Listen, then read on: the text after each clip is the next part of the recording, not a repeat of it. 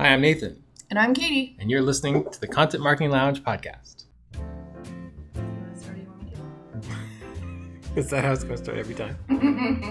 Are you recording? Do you want to I am. Okay, good. I can cut that off. No, that's okay. Yeah, lots going on. Are you going to introduce yourself first? Should I? Is that how people normally start podcasts like this? Maybe. Some of them just cut in the middle of conversation. They don't know that I'm Nathan and you're Katie. I have no idea, dude. Okay, well, we'll find out. Okay. I'm Nathan. I'm Katie. You're Katie. Okay.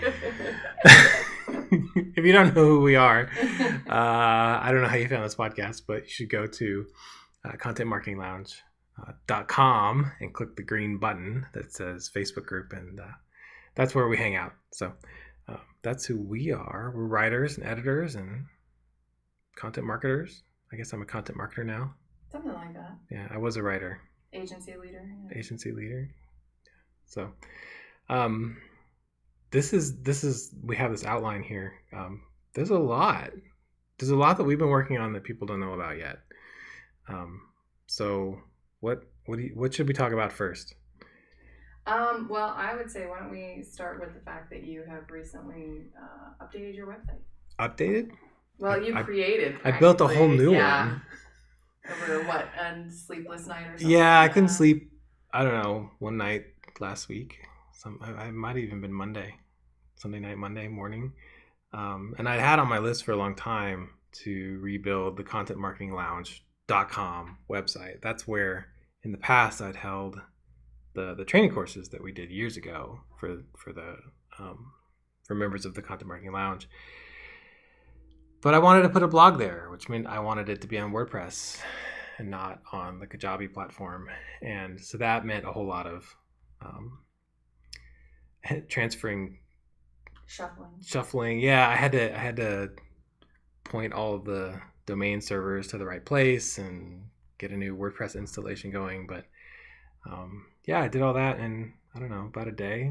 I built the site in a day, and I've been kind of filling it in over the last few days. Something like, it basically went from me forgetting that the website for the Content Marketing Lounge even existed to me getting a Slack message one morning like, look at this thing I made last night, and there was this whole fresh website that I had never been able to look at. So. Yeah, I've done enough of those sites on the sort of hardware that I have that I'm pretty fast at building just a shell of a website. If you want a 5-page website, I could build that in half a day these days. So I use WordPress, and I use the Salient WordPress theme, which I've been using forever. And I more or less just copied all the settings from our agency site to that site, but changed the colors and the headline and the photo and things like that. Color. So if I didn't tell you, you wouldn't know that it's basically a mirrored site.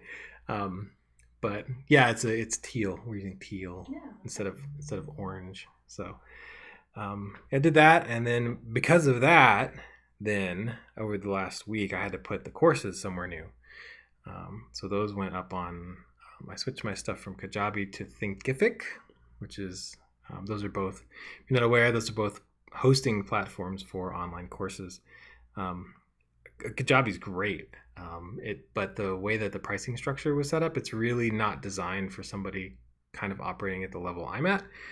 It's designed for those people who are doing multi, the really big people who are doing putting a lot of time and effort into a launch of one thing.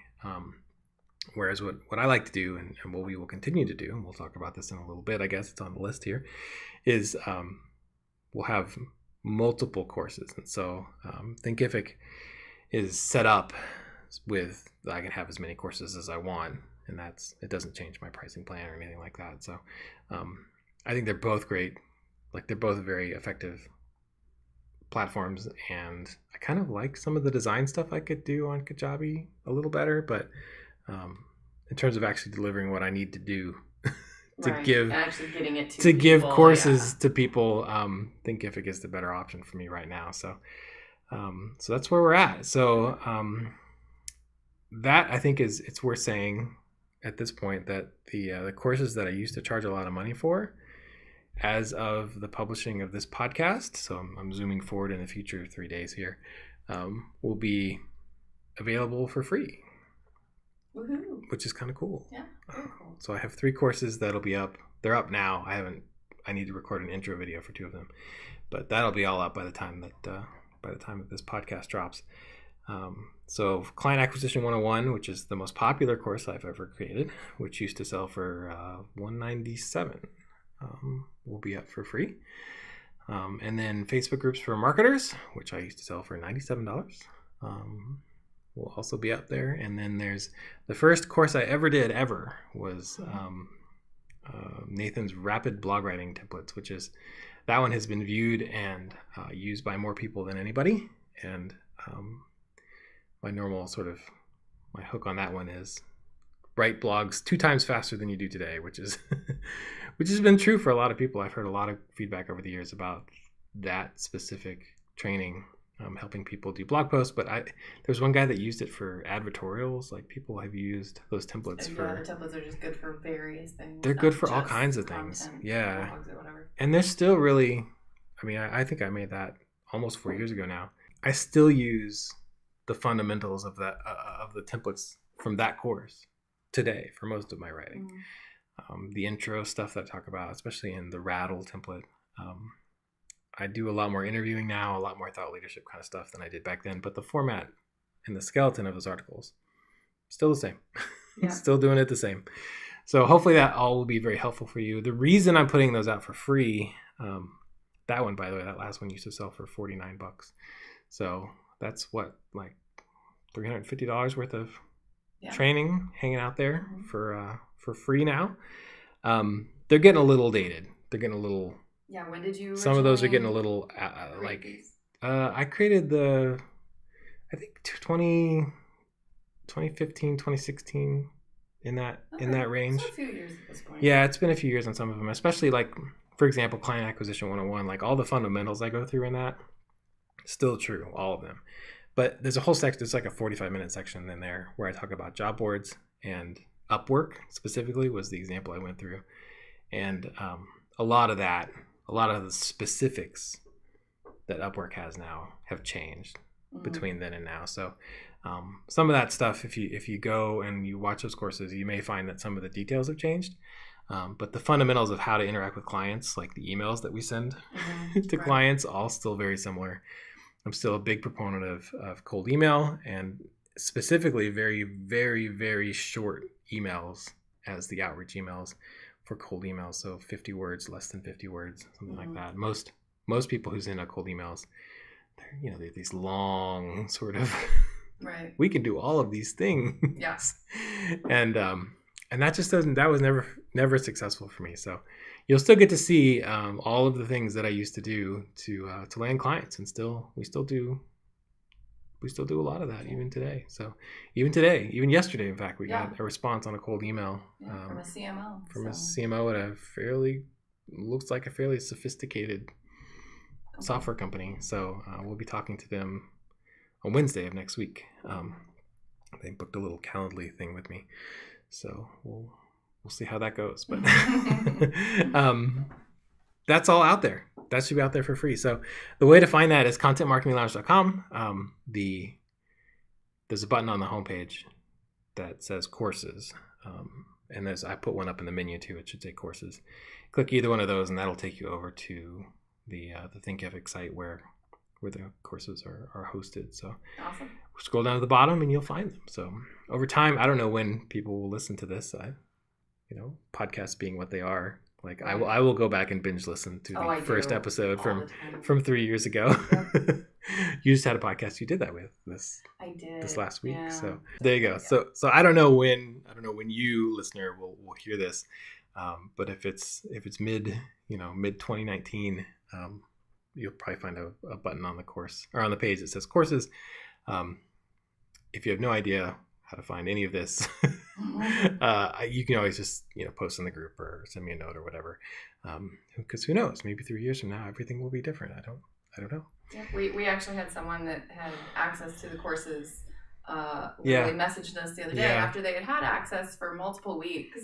Yeah. And it just happened that the like one day that they tried to access it while we were merged, or we were That's happened every moving time. everything over, and it was like, it's not you, it's us. Give us just a minute. So yeah, that's you never know happened when people are gonna touch things. every time I do anything with the courses. It's funny, like I haven't actively sold them in a long time, like over a year. But every time I do something with them and I take down access quietly in the background for a couple of days, because nobody ever looks at these. Because I think nobody's gonna notice. I always get somebody who pings me. It's like, hey, I'm trying to get into this course.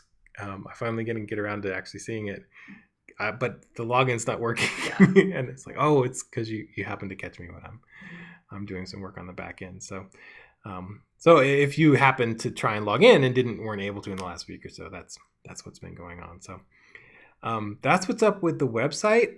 There's a new email list too. So I'm switching my stuff over from both TinyLetter and MailChimp onto ConvertKit. I'm not going to migrate anybody. So if you're listening to this and you want to get emails from us, like I'm starting from scratch. I'm starting from zero. Like you have to actually opt in to get the emails now. That way, I just don't want anybody to be on the list that signed up 3 years ago and hasn't been getting emails from me, and then randomly gets an email and it's like, who is this this Nathan person that I have no idea who it is. Especially now that Google Mail is asking me like, hey, you haven't opened your Urban Outfitters emails in 10 or in a month, and they send you stuff all the time. Do you want to opt out? Would you like to opt out from this? Which that's fine. If people want to opt in or opt out, that's fine too. So, but we'll be starting from scratch with a new email list. So I don't know, a lot of technical stuff kind of going on in the background. I've been meaning to really get a proper email sequence set up for forever, and never have. So we're taking the opportunity to do that finally, mostly because I have you to help me with things. I guess. Yeah, that's something like that. It frees up some time. You keep saying I'm really useful. Yeah, around. That's not a joke. So the course has moved over. What else is on this list that you made for us? You want to talk about the blog? Yeah, the blog. What about like the publishing schedule or about? So we have been maintaining. You have been maintaining, and I've been helping a little bit with the Collier marketing blog. Right, the agency blog. Most of the blogging that you have done for yourself and pushing your ideas out into the world. Yeah. So and I've managed to get like an article up every couple of months. Pretty much. Something like that. Once a month, maybe every 2 months. Yeah. Yeah. So what is going to be different about the Content Marketing Lounge having a blog? That's a good point. The key thing is I'm going to be publishing regularly.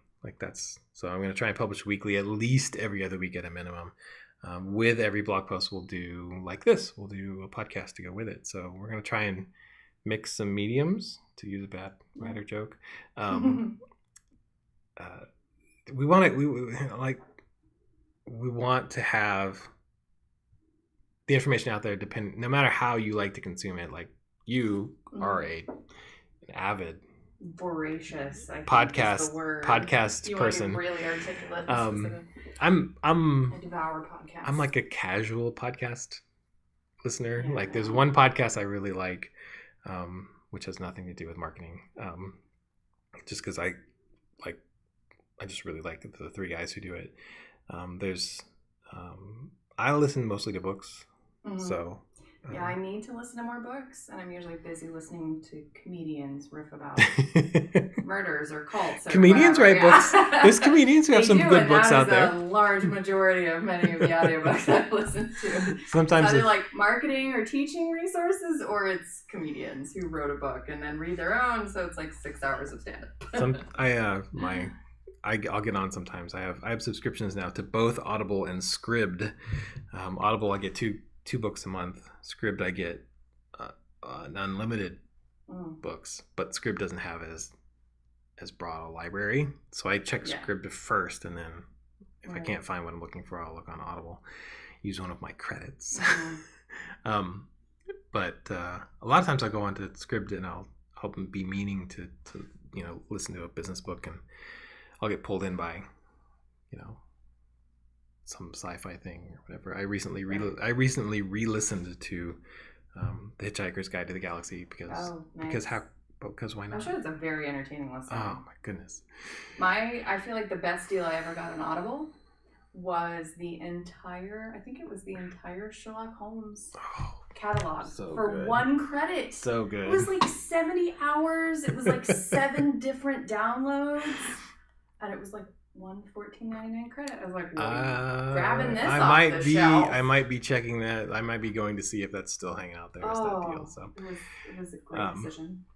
So that's kind of the primary thing. So as a member of the Content Marketing Lounge, if you're not a member of the Content Marketing Lounge, I don't have anything. You should stop listening right now. Go to Facebook or like pull out your phone while you're listening to this. Type in Content Marketing Lounge. Will be the first one that pops up. And join the group. That's where answer the questions. And answer the questions. You have to answer the questions. If you don't do that, you won't get in. So please do that if you haven't already. Most of you listening to this will, of course, have done that. But the key benefit that I hope to bring to the members of the group is just people have asked me. They've asked me to do more of the blogging and the podcasts and to bring more insights into the world. And so that kind of brings us to the next topic, which is this thing that this idea, this big idea that I can't get out of my head. I think for a long time, so I've had the group since 2015, so almost 4 years, August. So I launched it in August of 2015. And I launched it seeing an opportunity. Like I saw the opportunity, which was, man, when I went looking around for content marketing groups, there just weren't any that were any good. There were groups out there, but it was just, there'd be like, I don't know, content marketing, like a Facebook group called Content Marketing, and there would be 14,000 people in there. And I'd think, cool, 14,000 people. Yeah. And then I'd join and I'd look at the feed, and it was just a river of people just posting links to their really bad blog posts. Just really, really bad. And there wasn't any discussion going. There weren't conversations happening. It just wasn't a community. It was a place to put links. Yeah. I mean, it was like an RSS feed, but not a good one. Right. Which is funny because you told me that, and then someone in our group recently, when you were talking about why you mod the group the way that you do, and who you let in and who you don't, and the rules and everything, someone said the exact same thing. Yeah. It's just an onslaught of links. Please come look at my stuff, and then nobody else actually wants to do that. And I don't know why people do that, to be honest with you, because if you look at the articles that get posted in those groups, nobody clicks on that stuff. Like there's no likes, there's no engagement, there's no comments. It's like, I once worked for an organization, and I will not name the organization. It's not the one that we worked at together. A different organization that was just trying their best to do social media. And they got 6 people to like every post, and those were the 6 people who worked in the PR and marketing department. Yeah, right. It's like there's one person that posted it, and then the 6 people who worked there, and that was the extent of the engagement that they ever got on social media. So they had six engagements on Twitter. Yeah, right. 6 on Facebook. On literally every platform. And that's far too common. But when I started the group, I thought that was the opportunity, was to create a group where people could talk about content marketing, who were content marketers could get together and talk about the topic. And I did it for selfish reasons too, in that like I was kind of a nobody.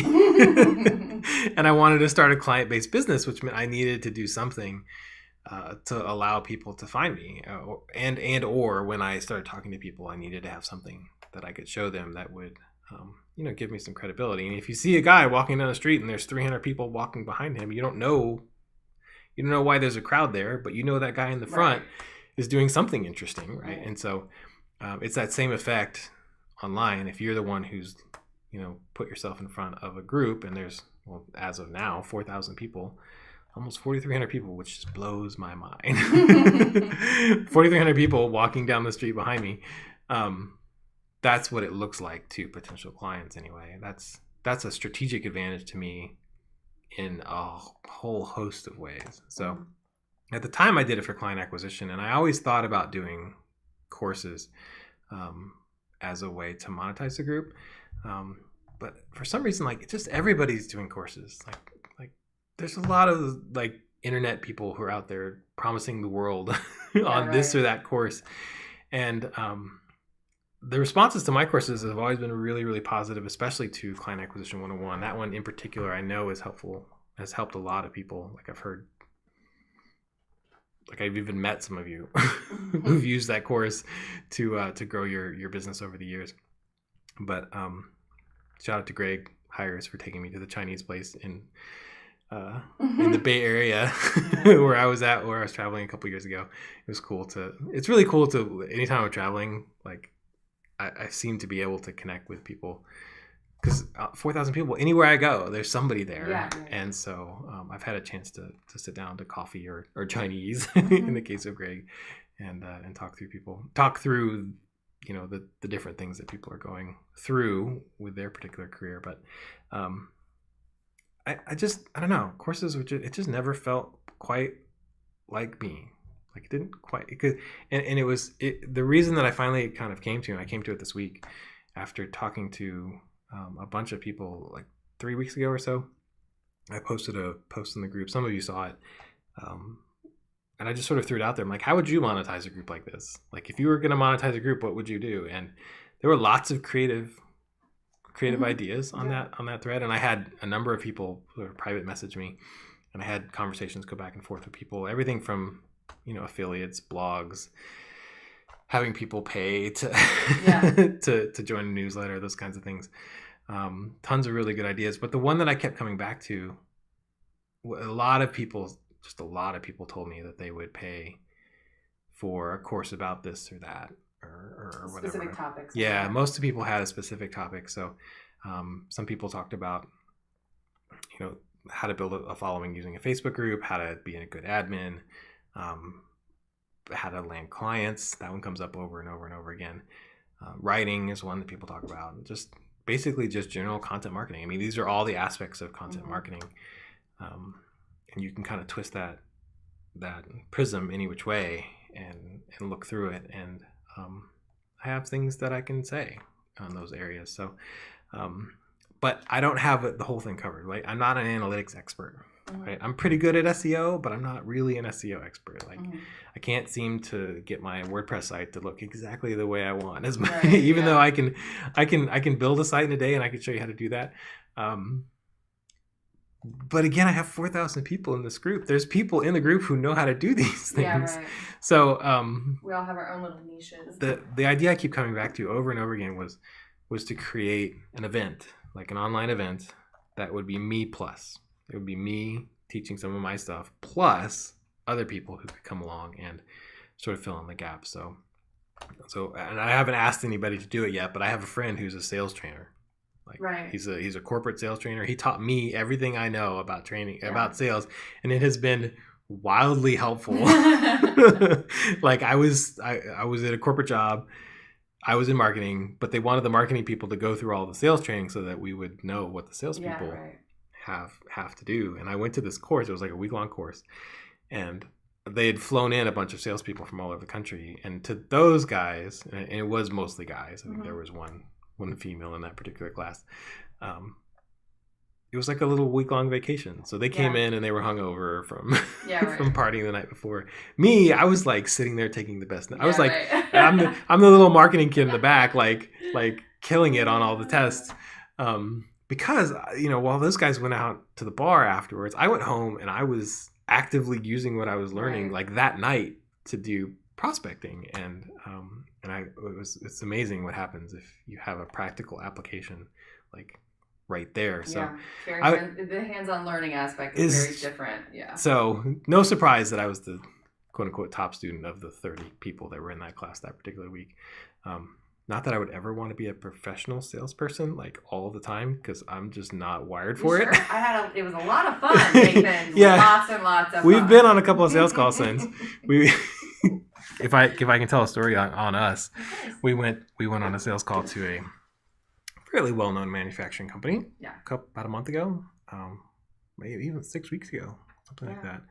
And I guess the spoiler is we landed the deal. We did. Yeah. So, but we drove up. We drive about 2 hours to get there. You had to drive about 2 hours. You were about an hour away. Halfway. Yeah. I picked you up halfway. Yeah. And we're pretty good at it.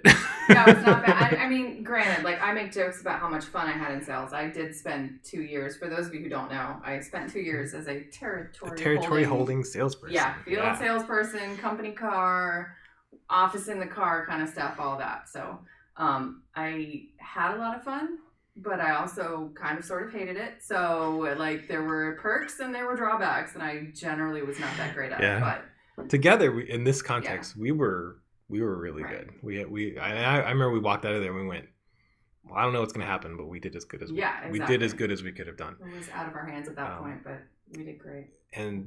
But then I dropped you off and I went home and it was like 2:00 and I had work to do, but we both literally took a nap. We took a nap. We're so sad. We were done. All of my secretly introverted self was like, I'm gonna need to recuperate after that. The batteries were on 0 after that was over. Even my wife, she came in. I remember I fell asleep and she came in and poked me like 8:00 that night. Yeah. And she was like, "Are you okay?" And so that's we're really good at sales. We would be really effective, but we could only do one sales call every couple of days, so, yeah. Every couple of days maybe. And so in terms of volume, we would never be able to actually hit quota. But we digress. The point of all this is that we'll be building toward, I think, a one-day thing. I don't really know what the shape of it is yet. But we've been kicking around various options. But definitely, I'm going to teach a couple of sessions. I'm going to ask some friends of mine, not just sales, but like there's a guy I know who's like, he just knows how to get backlinks, like in a way that's totally quote unquote white hat. And I'd love to get him to teach a session. And if I can land him, I will. I have other friends in high places that I'm going to ask to come along and teach some of these courses as well. And we'll do this more than once. So my vision for it is to do it at least a couple of times a year. We'll see. I think we'll do one event that'll be kind of a content marketing strategy kind of session. So it'll be topics all around just the actual act of doing content marketing. And then I think a second one, that'll be a series of like a day on freelancing. So freelancing and consulting. So that's when we'll talk about sales. Hopefully I can get my friend to come along and do a session for us. We'll talk about some of our experiences. We'll talk about the preparation that goes into a sales call, like the one we were on. Yeah, exactly. We can go through some of that.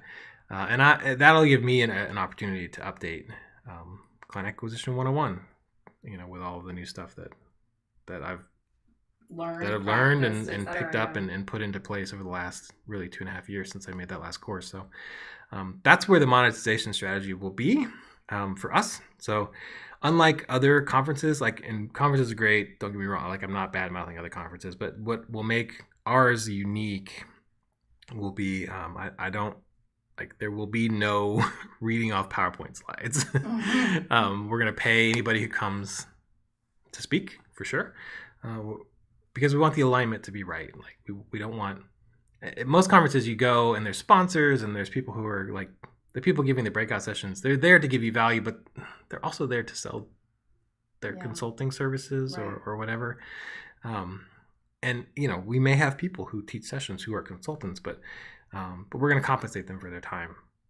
Specifically, right? Because so they don't feel like they have to come and just market themselves. Yeah, exactly, and that's so different than what normally happens with conferences like this. So we're not going to sell the email list on the back end to make money on it. I'm not going to go out and ask for a bunch of sponsors. There's a couple companies that I use all the time, and maybe at some point this conference or some other conference would be willing to do a sponsorship deal with. But in general, we'll do everything that we can to make it as actionable as possible. So I love Gary Vee, but Gary Vee's not coming to my conference because I don't need cheerleader rah-rah stuff at this particular conference. I would love to go see him give a talk, don't get me wrong, but that's just not the conference that I want to create. So my stuff and the stuff that we'll create will always be, I want everybody to go out of each session armed with one thing that they didn't have when they came in. Like, you ought to be able to go out of the session today, tomorrow, go back into your job and have something that you can use that can improve your results, whether that's landing new clients or, getting more traffic or writing your articles faster. Those are the kind of things we're going to teach. So those are my goals. That's what it will be. That's what it won't be. That's why I keep coming back to this idea of doing an event. And we'll see. Like, I may go through the whole thing and nobody might sign up. I don't know. I think nobody's gonna. Yeah, I suspect there will not be a zero response rate. But if I can get, if we can get 50 people to sign up, it would be that would be sort of the baseline to where it becomes worth it for us. Mm-hmm. So, in fact, we'll probably even set it up so that like we won't set the date until we get 50 pre-registrations. That way, we're not going too far down the rabbit hole for no financial benefit. So, because it's a lot of work to put together something like this, and it's exciting work. And like, even just today, like trying to get ConvertKit set up, like I'm like, yes, I've been trying to do this. I've been thinking about and wanting to do this forever, and I just haven't gotten to it. And so finally, I just put my other work aside and just did it. So, what haven't I said about that? Did I say anything more? I think that's about it. On that topic? Okay. Is there anything else you have that we have updates on for the Content Marketing Lounge in general? I guess the one other thing to say about the conference is, and this is for anybody, like whether you attend the conference or any of the future events or not. And I don't even know if we'll call it a conference. Yeah. Okay. Summit. Working concept. Virtual event. I said at the beginning I'm going to be writing every week. Either me or you will be publishing once a week. A lot of what I intend to write about will be the decisions and the marketing and the thought process going into promoting this event. So we're going to be very transparent. So like there'll be a little scorecard. I'm gonna share, like, right now I have 4,200 people in the group, but I have 3 email subscribers. Yeah, right. And so this is and I'll share the traffic. The number specifically I want to share every single time we publish will be Facebook group members, email subscribers, registrations. Mm-hmm. So registrations for the event, revenue, expenses. I think that's it. Okay. I think that's it. So all the key metrics that you would need, like if you're gonna make a thing and sell it, I want to show you everything that we're doing to make that happen, so that you can see the specifics of it. Now, what you do with your product or service may be very different, but I think, and this has always been true for me, that the there's just so many people who are out there saying universal things, right? Like, mm-hmm. like, hey, how should you do content marketing? Well, you should get to know your audience. Well, thanks. Yeah. Thanks. Right. Thanks for that. That's not helpful at all. Like, mm-hmm. Instead of telling you should get to know your audience, I'm going to show you the steps that I'm taking to get to know my audience, right? So instead of telling you should use like an automated sequence in your email account to activate people once they sign up for your email list, I'm going to just show you the email sequence that I'm setting up for various things inside of ConvertKit. Instead of saying like you should, check your analytics, I'm going to show you how we check mm-hmm. our, you know what I mean? So, yeah, right. So rather than just tell you and rather than giving you another list of things that you should do, we're just going to show it to you. So hopefully that transparency will be cool, and that'll be fun because I'll get to say, like, right. you think I'm this like great content marketer? Well, we're gonna see. Yeah, right. Exactly. we're gonna see how good I really am. Oh, Nathan, this is so risky. It is risky because 2 months from now I may get to say, hey, yeah, I'm actually not that good at this. But the worst thing that can happen is that I'll learn a lot. And so that's why we're going to do it that way. So hopefully, if you're not subscribed, hopefully maybe we can go from 3 email subscribers to 4. Yeah. There's a button again on contentmarketinglabs.com in the menu that says subscribe. So you can do that there. So that's I think that's all there is to say for that. So hopefully, whether somebody attends the conference, signs up, is willing to pay for whatever, and hopefully you can get your boss to pay for it. Like I'm hoping to design especially the content marketing strategy conference. Like I want it to be something that should be very attractive to your boss if you're employed somewhere, to where where your boss can look at the list of things that we're going to teach you and say, yes, like I want. Yeah, this is worth our agency or our marketing department or whoever's money and investment and training for you to learn how to do this. Absolutely. And look, the price point is going to be, I haven't set the price yet, but we're talking about a few $100s versus a few $1,000s, which is what it costs to go to Content Marketing World or Inbound or anything like that. And those are great conferences. I'm not telling you not to go to those conferences. But the price point relative to those conferences on ours will be a lot smaller. And ours will have the focus directly on actionable strategies that you can learn and take back into your work tomorrow, instead of some of the higher level stuff that you sometimes get at some of those other conferences. So I don't mean to badmouth those conferences. I would sit through a Gary Vee talk, but I would love to go to content, but not at my conference. So I think that's it on that. Okay. All right. What else haven't you asked me on that sheet? I think that's about it. I think we've covered all the important stuff. There's that last question that you're down at the bottom. You should ask that. The why? So what? The why this? Why now? Why this? Why now? Yeah. It's probably a good question. Basically, how did this bee get in your bonnet? How does bee get in my bonnet? Other than like sleepless nights lying awake trying to go to sleep. Well, that was just the website, because when I can't sleep, I get up and I do something. Because what's the point of staring at the ceiling at 3 a.m? Right. So that feeling. I guess to peel back the curtain a little bit, I had that experience running Grow and Convert. So the agency Grow and Convert, if you're not familiar, I was the GM for 3 months last fall after being the editorial manager for most of last year. Fantastic experience. Like, learned a ton. Learned way more than I thought I would going into it. And I don't know if you've ever had an experience where you're in a place and you can tell that it's not sustainable for you.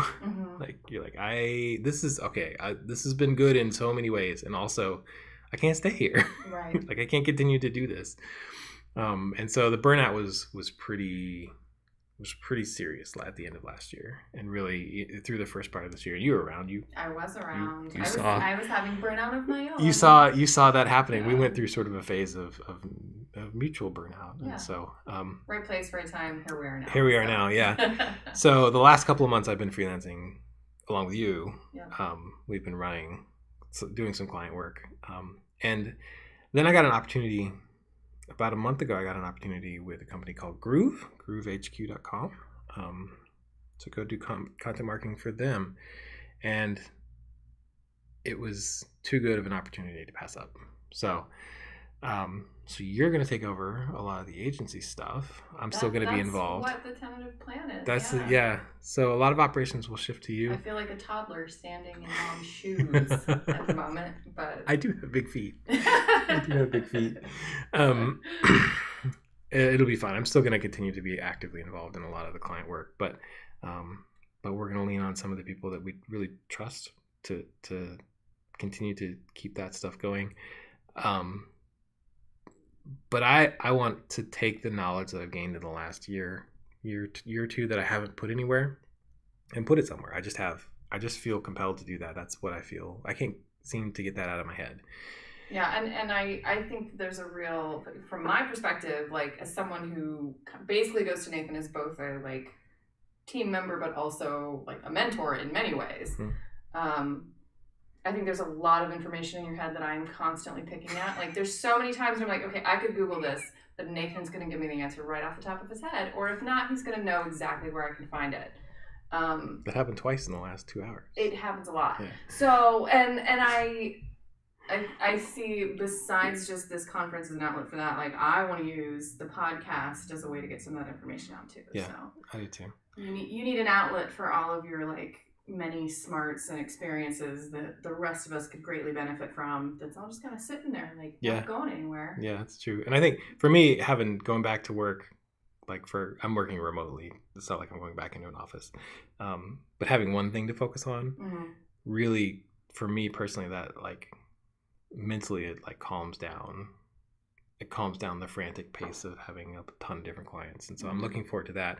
But the other thing is just I love the group. Like, I have tons of fun looking at all the different posts and comments and questions, and I'm never more enthusiastic about work, if you can call it work, than when I'm like answering people's questions in a Facebook thread, going back and forth.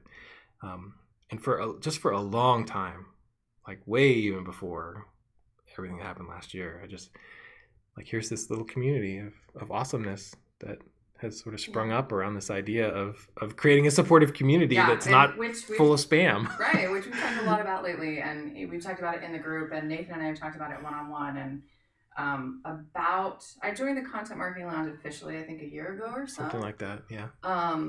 And then about 8 months ago, I started joining some other random Facebook groups that have nothing to do with content marketing. And kind of went on a spree where I was joining a lot of groups. And so I have a lot of experience as a Facebook user seeing what other groups are like.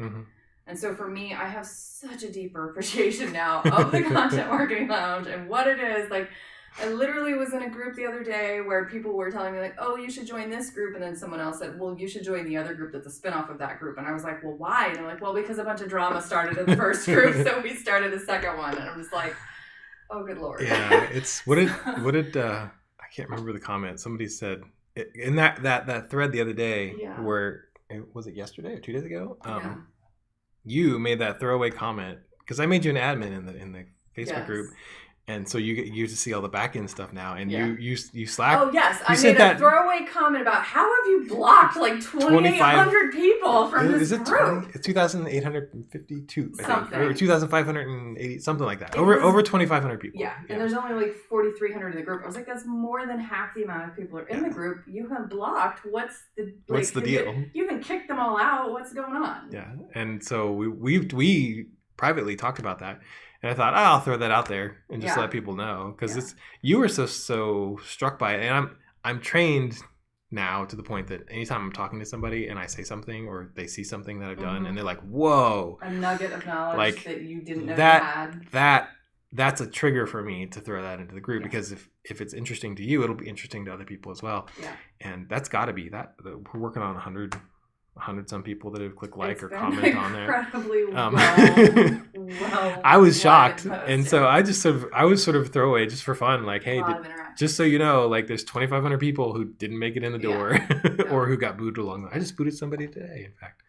I don't have to ban people that often, but I gave him a warning, which I tried. I saw that. I tried to be nice. Yeah. Was there a second offense that quickly? Yeah, it was like two borderline. It was like soccer. It was like 2 yellow cards. Right. I'm like, okay, sorry. So, but I think that is maybe the key driver, is that I can just see the momentum and I can feel it. That as the number of people who begin to interact in the group picks up, which it has really fairly steadily over the last 6 months or so. Yeah. I just want to do more work there, and I'd like to add some things to the group that give the group even more value. And so to do that, I think putting together, whether it's individual courses, which don't really feel great for me because I don't feel like that differentiates us that much. I feel like we're a community, and so if we're going to do a high level next step thing, we got to do that as a community as well. And so I think a virtual event, a conference, whatever we end up calling it, is kind of a natural next step for that. Yeah. So that's where we're headed. I hope there's tons of value for everybody, whether they end up coming to the conference or not. I'm looking forward to it. Yeah, me too. It's going to be interesting. Especially if you, quote unquote, make me teach a session. It'd be great. You are a teacher. You are actually a teacher. You've stood in front of freshmen. You've graded 10,000 papers. I used to do multi-$1,000 deals to other salespeople. So yeah. All the best pens. I kid. I do know all the best pens. I do. I didn't know this. You mark up papers in purple now, not red, because red's a little too. Red gives people anxiety. A little too much anxiety. Like there's so much around red pens and what they stand for. We use green or purple now. Green or purple. Okay. Yeah. I'm fine with that. It's a little weird, but I understand the anxiety of getting your paper marked up. That I definitely understand. Yeah. Every client experience ever. I had one really great professor. I think he got his doctorate at Purdue, which, like, if you ever go online to Purdue's online writing lab, they've got MLA and APA and all the this. OWL. It's a great, the OWL. It's a great place to go. So I was like, man, the guy who taught me how to, like, edit basically, like, came from Purdue. But he taught me how to teach. He was literally my teaching practicum instructor. And we all had to, like, write an introductory letter, which was the first thing our students would have to write to us. And he literally marked them up. So, like, the pages were bleeding and told literally everyone in the class to rewrite it. And it wasn't until we all kind of, like, got back together, like, outside of class, we were like, this was an exercise. He's literally just breaking us down and, like, teaching us what it's like. Because we were all exceptional grad student level writers already. Yeah. So who had been given these TA shifts. We were not bad writers. So he was taking us all down a peg. But it worked because we all panicked and rewrote them. So I love it. That's either a good professor or a bad one, or maybe both. Maybe a little sadistic. Maybe a little sadistic. It worked. So okay. It worked. That's a drill sergeant strategy. He's right retired now. So, but yeah. Okay, cool. Well, is there anything else we need to say? I don't think so. You're gonna go edit this because I am gonna go edit this now. Like volunteered. I opened my big fat mouth and said I would like to be more involved in podcasts. Said, we can make that happen. Yeah, no, he's not making me edit this. I'm voluntarily doing so.